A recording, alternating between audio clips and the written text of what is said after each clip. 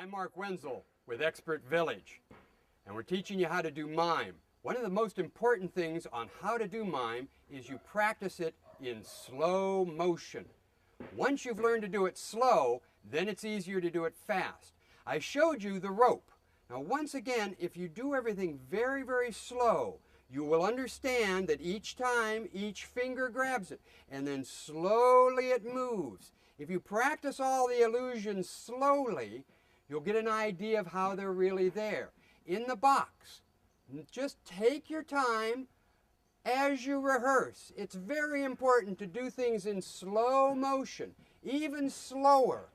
And then you know, this hand goes here. Now, this hand comes, it goes here. Practice everything in very, very slow motion. The same thing with the weights. I have the weights here. Now, slowly, I go up on my heels. Slowly, I pull. Hi, I'm Mark Wenzel with Expert Village. That's the great thing about mime is there are actually real props that you can practice with and learn how it's done. So go up against a wall and actually push on it. You can rub like this, but the real trick is to move one hand at a time. Try to get your hand to bend back as far as you can. That, of course, gives the illusion because you're really pushing against it as opposed to this. This doesn't look like it. This looks like it. A lot of mimes will put their face in against it like that. Okay? But that's how it's done, and it really is moving one hand at a time. If you do it real fast, nobody knows that that's your trick. But you're just moving it one hand at a time. Now remember, it's something that you can, if you keep your eye on it, using that space and being able to work within that space, that's how you create the box. Now, stay tuned because we're going to have the illusion of the weights coming right up in our next segment. Hi, I'm Mark Wenzel with Expert Village. We're going to show you how to do mime. First of all, you see the face is painted. Now the face is a very important part of it. Now making the faces is a good part. First of all, happy, a big smile. All right, sad, pull the corners of the mouth down. Oh, and pull the eyes down in the corners. Now you're sad. Surprise is a great face. You make your eyes real wide, make your mouth a circle. All right, now another one, watch my chin from the side. If you pull your chin back and open your eyes, shrug your shoulders a little bit, it makes you look like you're afraid.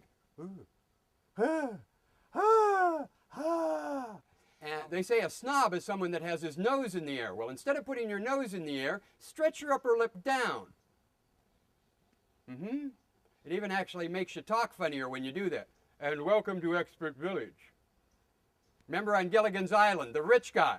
Oh, lovey, ho-ho. They talk like that. So it completely gives you, with that face, a happy or a sad, it will completely give you a whole attitude that will color your mime performance.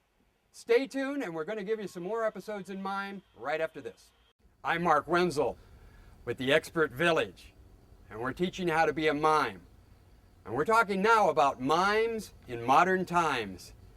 When you go to Vegas, you see mimes everywhere. People say, well, I don't see any mimes. Yes, in Cirque du Soleil, you see the people following the people up and down the stairs as they're getting seated. It's a mime exercise.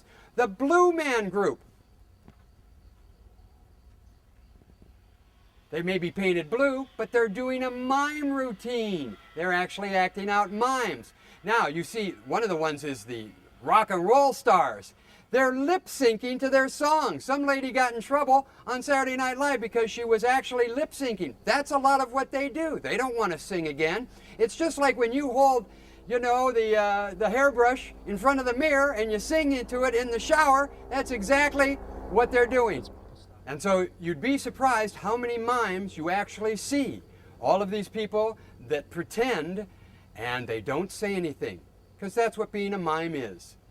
Now we'll have another segment right after this on how to do a short routine.